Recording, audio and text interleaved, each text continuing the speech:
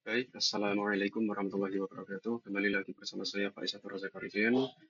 Saya dari Universitas Diponegoro, Salah Vokasi, jurusan Teknologi Rekayasa Otomasi. Dari angkatan 2024 dengan NIM 440 3246 227 dari kelas praktikum Sistem Embedded A. Jadi pada video kali ini saya akan menjelaskan modul ke-10 yaitu FreeRTOS Middle. Nah, sebelum memasuki materi, saya akan menjelaskan sedikit gambaran mengenai modul kali ini. Jadi Free RTOS, arsitektur RTOS memecah program menjadi beberapa task independen yang berjalan secara konkuren di bawah kendali scheduler preemptif berbasis skala prioritas untuk menghubungkan task dengan periferal seperti GPIO, ADC-DAC, encoder, UART, I2C, dan SPI.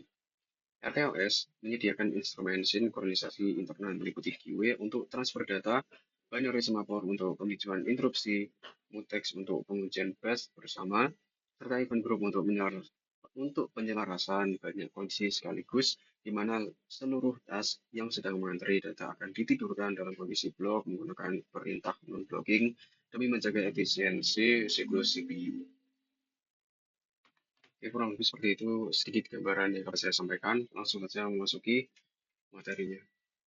Nah, ada juga tujuan dari video ini, yaitu memahami konsep task sebagai unit eksekusi konkuren yang dikelola oleh scheduler preemptif (VRTOS), lalu menguasai mekanika context switch, manajemen staff, serta peran ISR safe API pada sistem operasi real time.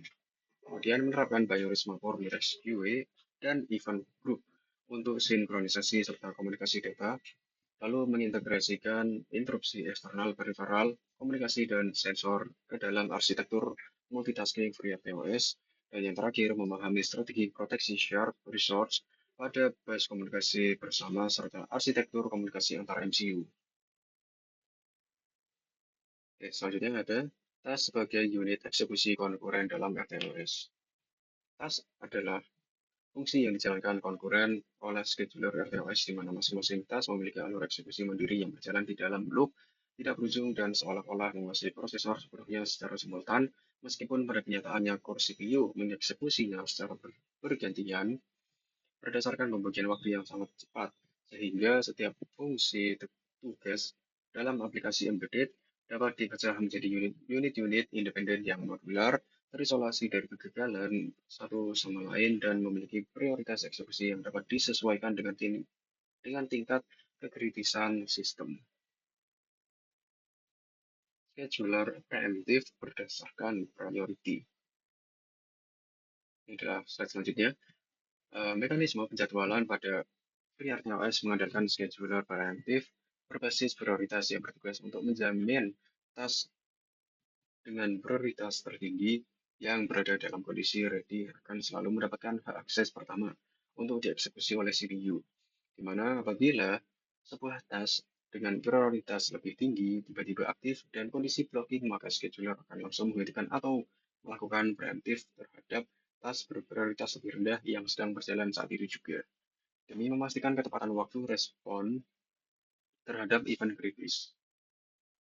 Selanjutnya, context switch dan state management. Ketika scheduler memutuskan untuk mengalihkan eksekusi dari satu task ke task yang lainnya, maka terjadilah proses context switch yang melibatkan penyimpanan seluruh kondisi register CPU saat itu ke dalam stack memori milik task yang sedang dihentikan untuk kemudian memuat kembali kondisi register dari stack memori milik task berikutnya yang akan dijalankan, sehingga manajemen stack yang presisi menjadi sangat vital di dalam RTOS karena setiap task wajib dialokasikan ukuran stack yang cukup agar tidak terjadi fenomena fatal berupa stack overflow yang dapat merusak memori sistem di sekitarnya. Selanjutnya, ISR pada RTOS dan ISR Safe API. Penanganan interupsi atau ISR di dalam lingkungan RTOS memiliki aturan ketat di mana fungsi interupsi harus dieksekusi secepat mungkin dan tidak boleh memanggil API RTOS standar yang dapat menyebabkan kondisi blocking seperti penundaan waktu, sehingga FreeRTOS menyediakan varian khusus berupa ISR Safe API yang selalu diakhiri dengan suffix from ISR untuk digunakan di dalam fungsi interupsi guna melakukan signaling atau pengiriman data ke dalam pengiriman data ke tas tanpa mengganggu stabilitas kernel serta dilengkapi parameter penanda untuk mendeteksi apakah konteks switch diperlukan segera setelah ISR selesai. Selanjutnya, binary semaphore untuk ISR to task signaling. Semaphore digunakan untuk signaling dari ISR ke task, di mana dalam konteks interupsi tipe binary semaphore bertindak sebagai token tunggal yang diserahkan oleh fungsi ISR menggunakan HBE khusus from ISR segera setelah terjadinya event perangkat keras. Sehingga task yang sebelumnya berada dalam kondisi blocking menunggu semaphore tersebut akan langsung terbangun dan berpindah ke kondisi ready untuk mengeksekusi pemrosesan data selanjutnya yang berat di luar konteks interupsi guna menjaga latensi ISR tetap berada pada tingkat minimal. Selanjutnya, mutex untuk share resource protection dan priority inheritance. Mutex digunakan untuk proteksi share resource seperti UART-I2C atau SPI bus dari potensi terjadinya korupsi data akibat perebutan akses oleh beberapa task yang berjalan konkuren di mana mutex memiliki mekanisme kepemilikan unik yang dilengkapi dengan fitur priority inheritance untuk mencegah fenomena priority inversion, yaitu dengan cara menaikkan prioritas task kelas rendah yang sedang memegang teks secara otomatis ke tingkat prioritas task kelas tinggi yang sedang mengantri mutex tersebut sampai kunci dilepaskan kembali. Giveaway untuk intertask komunikasi. Ini selanjutnya, giveaway untuk intertask communication dan ISR to task data transfer. Giveaway digunakan untuk transfer data antar task atau dari ISR to task secara aman karena menyediakan buffer memori berstruktur masuk pertama keluar pertama atau FIFO yang dikelola langsung oleh kernel FreeRTOS, sehingga beberapa task dapat mengirim atau menerima objek data terstruktur tanpa risiko terjadinya balapan data atau data race sekaligus penyediaan mekanisme pemblokiran otomatis yang efisien di mana task penerima akan ditidurkan oleh scheduler selama GW dalam kondisi kosong dan otomatis terbangun saat data baru dibangun. Selanjutnya, event group untuk multiple event synchronization. Event group untuk sinkronisasi multiple event menyediakan sekumpulan bit penanda atau flags di dalam satu variabel tunggal yang memungkinkan beberapa task untuk menunggu atau melepaskan kombinasi berbagai kondisi logis secara bersamaan sehingga sebuah task dapat dikonfigurasi untuk tetap berada dalam kondisi blocking sampai seluruh bit event yang disyaratkan terpenuhi semua menggunakan logika N atau salah satu bit terpenuhi menggunakan logika OR yang mana fitur ini sangat efektif untuk mengordinasikan sinkronisasi tugas-tugas kompleks. Selanjutnya, jika IO task dengan task delay non-blocking. Implementasi kendali pin input-output seperti menghidupkan lampu indikator pada FreeRTOS wajib menghindari penggunaan fungsi delay loop tradisional yang membuang siklus kerja prosesor dan beralih menggunakan fungsi task delay atau task delay until yang bersifat non-blocking di mana panggilan fungsi ini akan menginstruksikan scheduler untuk mengubah status task tersebut dari kondisi running menjadi blocking selama durasi waktu yang ditentukan sehingga core CPU dapat dialokasikan sepenuhnya untuk mengeksekusi task-task produktif lainnya. Selanjutnya, external interrupt dengan semaphore atau QA dari ISR. Penerapan interupsi eksternal pada tombol atau sensor dalam FreeRTOS menerapkan konsep arsitektur deferred interrupt processing, di mana fungsi ISR perangkat keras hanya bertugas menangani pembacaan register level rendah yang instan lalu langsung mengirimkan sinyal binary semaphore atau objek data ringkas melalui keyword khusus from ISR menuju ke sebuah task penanganan utama sehingga kalkulasi logika aplikasi yang kompleks dan membutuhkan waktu eksekusi yang lama didelegasikan seluruhnya ke tingkat task yang memiliki prioritas sesuai. Selanjutnya, encoder 2 pin interrupt dengan GWRTOS. Pembacaan sensor putaran atau encoder 2 pin fase A dan B di dalam FreeRTOS dioptimalkan dengan memasang interupsi eksternal pada kedua pin tersebut untuk menangkap setiap perubahan logika tepi pulsar secara real-time di mana fungsi SR akan membaca putaran berdasarkan Berdasarkan perbandingan statik logika kedua pin, lalu membungkus nilai counter pulsa tersebut ke dalam giwe untuk dikirimkan secara berkala menuju tes kalkulasi kecepatan roda. Sehingga tidak ada pulsa yang terlewat sekaligus menjaga akurasi pembacaan data kinematika, robot, atau motor industri. Selanjutnya, Serial Communication UART dengan QWRTOS. Sistem komunikasi serial UART pada VRTOS diintegrasikan menggunakan dua buah QW terpisah, yaitu QW penerimaan RX dan QW pengiriman TX. Di mana ketika bit data masuk ke register hardware, fungsi SR UART akan langsung mengambil data tersebut dan memasukkannya ke dalam QWRX untuk diproses oleh task parser. Sebaliknya, task pengirim cukup meletakkan string data ke dalam QWTX yang secara otomatis memicu instruksi pengiriman hardware hingga seluruh buffer kosong sehingga proses komunikasi serial tidak memblokir jalannya aplikasi utama. Selanjutnya DAC dan ADC dengan tas RTOS. Operasi konversi sinyal analog pada ADC dan DAC di dalam RTOS dikelola oleh tas berkala dengan memanfaatkan pemakzulan presisi tinggi dari tas delay until untuk memicu proses pencuplikan data sensor ADC secara konstan atau memperbarui nilai register keluaran tegangan DAC sesuai frekuensi sampling yang ditargetkan. Di mana data hasil konversi ADC tersebut kemudian dialirkan menggunakan QW menuju ke tes pemrosesan sinyal digital untuk dilakukan penjaringan filter digital sebelum diaplikasikan ke sistem kendali. Selanjutnya, I2C dan SPI dengan mutex untuk shared bus. Ketika sebuah bus komunikasi seperti jalur I2C atau SPI digunakan bersama-sama oleh banyak peripheral seperti sensor eksternal layar tampilan dan memori flash, maka akses ke driver bus tersebut wajib dilindungi secara ketat menggunakan mutex, di mana setiap tas yang ingin berkomunikasi harus mengambil token mutex terlebih dahulu untuk mengunci bus selama transaksi berlangsung dan langsung mengembalikannya setelah selesai digunakan. Setelah selesai guna mencegah terjadinya korupsi bingkai data akibat adanya tas lain yang mencoba menyala komunikasi di tengah transmisi. Selanjutnya, komunikasi antar MCU dengan RTLS. Arsitektur komunikasi data tingkat tinggi yang menghubungkan beberapa unit microcontroller yang sama-sama menjalankan VRTOS diimplementasikan dengan membangun protokol pakai data terstruktur di atas jalur fisik UART SPI atau CAN bus, di mana setiap MCU mendedikasikan tas khusus pengirim dan tas khusus penerima yang terikat pada GW internal sehingga proses standarisasi data pembacaan sensor, sinkronisasi status mesin, serta pembagian beban kerja komputasi antar prosesor dapat berjalan secara real-time sinkron tanpa mengganggu stabilitas sistem internal masing-masing node.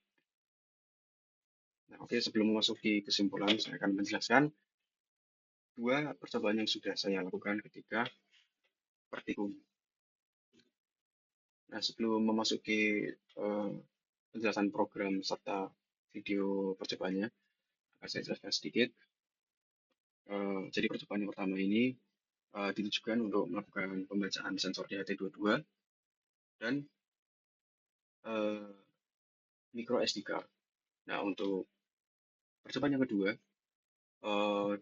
ditujukan untuk pembacaan sensor DHT22 serta fungsi interrupt yang akan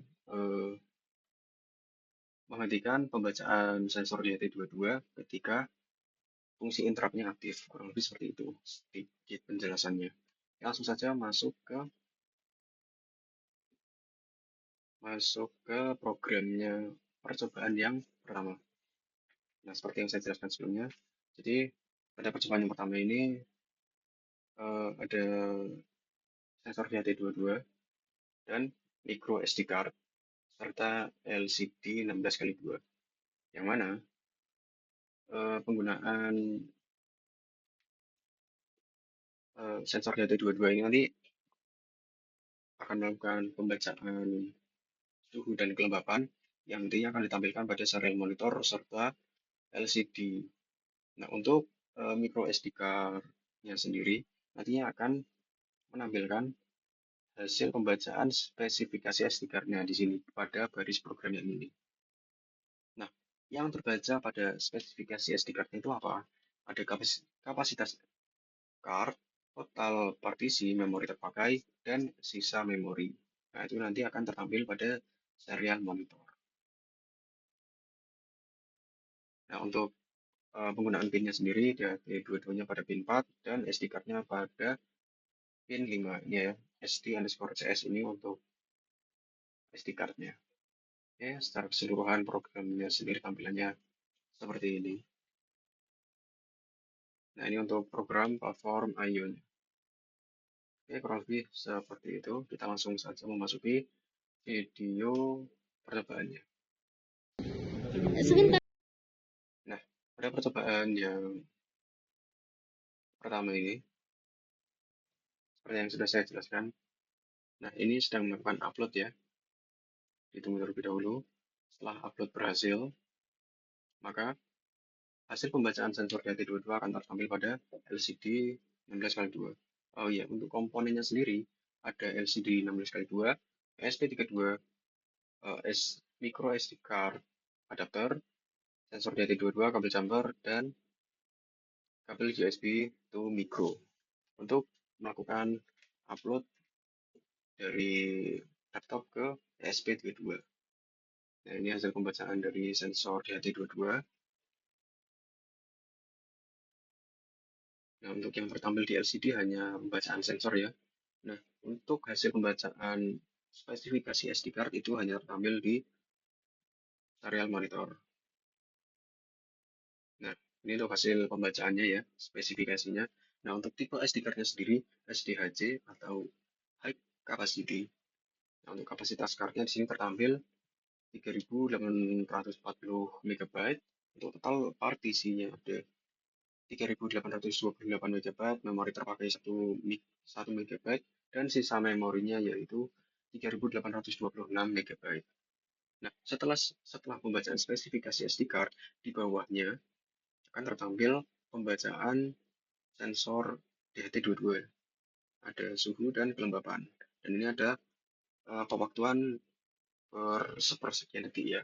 Untuk pembacaannya ini sangat banyak. Oke, kurang lebih seperti itu ya. Untuk percobaan pertama dan tampil di serial monitor. Kita lanjut ke percobaan yang kedua. Ini saya close folder terlebih dahulu.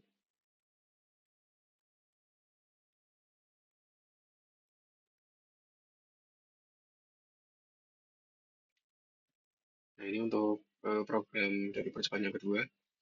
Untuk percobaan yang kedua ini sebenarnya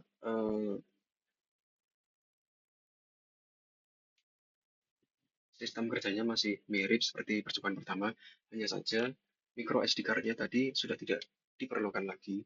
Oh iya, saya lupa menjelaskan, untuk percobaan yang pertama tadi, hasil pembacaan dari sensor DHT22 itu nantinya akan tersimpan di micro SD card. Nah, nanti untuk filenya sendiri yang tersimpan di micro SD card yaitu data.csv. Nah, itu nanti akan tersimpan di micro SD card-nya. Oke, kita kembali ke percobaan yang kedua ini ya. Nah, jadi seperti yang saya sebutkan tadi, perbedaannya dari percobaan yang pertama yaitu hanya micro SD card-nya sudah tidak digunakan dan diganti dengan fungsi interrupt. Nah, fungsi interrupt-nya bagaimana cara memicunya? Nah, cara memicu penggunaan fungsi interrupt-nya yaitu nanti ada push button dan LED. Push button-nya nanti ketika ditekan maka akan mengaktifkan fungsi interrupt yang nanti akan tertampil pada LCD dan serial monitor. Dan ketika fungsi interrupt-nya aktif, nanti akan menghentikan dari pembacaan sensor DHT22. Nah, ketika fungsi interrupt aktif, nanti LED juga akan menyala. Kurang lebih seperti itu ya, untuk jelasannya. Nah, ini ada untuk pin DHT22-nya masih pada pin 4, untuk push button pada pin 14, dan LED pada pin 12. Nah, di sini juga ada konfigurasi PWM untuk membatasi arus LED-nya, PWM channel-nya 0, PWM frekuensinya 5000, PWM resetnya ada pada 8, LED save brightness-nya yaitu 20. Nah, sini masih menggunakan LCD 16x2. Nah, untuk pembacaan dari sensor DHT22-nya masih membaca suhu dan kelembapan. Nah, sebenarnya programnya sih sama seperti yang sebelumnya, hanya saja eh, sedikit di-upgrade, kurang lebih seperti itu. Nah, ini untuk program platform IO-nya. Oke, mungkin untuk penjelasan program dicukupkan. Langsung saja lanjut ke video percobaannya. Nah, di sini ada komponen-komponen yang digunakan yaitu LCD 16x2, LED ESP32, sensor DHT22, ada push button di sini, ada juga kabel jamur dan kabel USB to micro untuk melakukan upload dari laptop ke ESP32. Nah, ini setelah dilakukan upload, hasil yang tertampil pada LCD itu masih sama ya, menampilkan suhu dan kelembapan. Nah, untuk serial monitor juga sama, menampilkan pembacaan suhu dan kelembapan dari sensor DHT22, tapi di sini ada tambahan interrupt dengan keterangan nonaktif. Nah, kalau keterangannya nonaktif, berarti fungsi interruptnya itu masih belum diaktifkan. Nah, kalau misal di sini tombol push button-nya ditekan, maka LED akan menyala dan keterangan pada LCD akan menampilkan interrupt dan DHT22 dihentikan. Nah, ini berarti pembacaan dari sensor DHT22 berhasil dihentikan ya. Nah, untuk serial monitor juga akan menampilkan keterangan interrupt aktif dan pembacaan suhu serta kelembapan tidak akan muncul. Nah, ini ada untuk pewaktuan ya dalam 1 milisecond. Nah, berapa lama fungsi interrupt ini aktif? Yaitu selama tombol ditekan. Jadi ketika sudah dilepas, maka hasil pembacaan sensor DHT22 akan kembali aktif. Nah, ini tombol dilepas, pembacaan suhu dan kelembapan kembali aktif, dan keterangan interrupt di sini akan nonaktif. Nah, untuk interrupt kalau aktif tadi, serial monitor akan menampilkan keterangan aktif. Oke, kurang lebih seperti itu untuk percobaan kali ini ya. Tadi juga ada itu kolom chat AI untuk melakukan prompt. Oke, kurang lebih seperti itu untuk percobaan yang kedua. Kita kembali ke PPT. Nah, sebelum saya menjelaskan kesimpulan, saya akan menjelaskan sedikit yaitu tantangan yang saya hadapi dan bagaimana solusinya. Nah, tantangan terbesar dalam sistem ini adalah resiko priority inversion saat task kritis terhambat oleh task rendah yang sedang menguji bus komunikasi. Bahaya kegagalan kernel akibat pemanggilan fungsi ilegal di dalam interupsi, serta ancaman stack overflow pada memori task saat proses context switch. Solusi untuk mengatasi kendala ini adalah dengan menerapkan mutex yang dilengkapi fitur priority inheritance otomatis untuk menaikkan sementara prioritas task pembawa kunci. Wajib menggunakan ISR Safe API di setiap interupsi peripheral hardware serta mengaktifkan fitur runtime stack checker pada konfigurasi kernel guna mendeteksi kebocoran memori secara dini. Nah, mungkin itu saja yang dapat saya sampaikan untuk tantangan serta solusi yang dapat saya sampaikan. Nah, untuk kesimpulannya sendiri, implementasi FreeRTOS sebagai middleware pada sistem tertanam modern memberikan peningkatan signifikan terhadap modularitas dan prediktabilitas sistem melalui pengelolaan task yang berjalan secara konkuren di bawah kendali scheduler preemptif berbasis prioritas di mana keberhasilan integrasi sistem multitasking ini ditentukan oleh ketepatan pemilihan primitif sinkronisasi seperti penggunaan semafor untuk signaling dari ISR ke task penggunaan mutex untuk proteksi share resource pada bus komunikasi bersama serta pemanfaatan keyway dan event group untuk transfer data dan sinkronisasi banyak kejadian secara aman dan non-blocking. Oke, mungkin itu saja yang dapat saya sampaikan pada video kali ini. Terima kasih yang sudah menonton. Kurang lebihnya saya mohon maaf. Wassalamualaikum warahmatullahi wabarakatuh.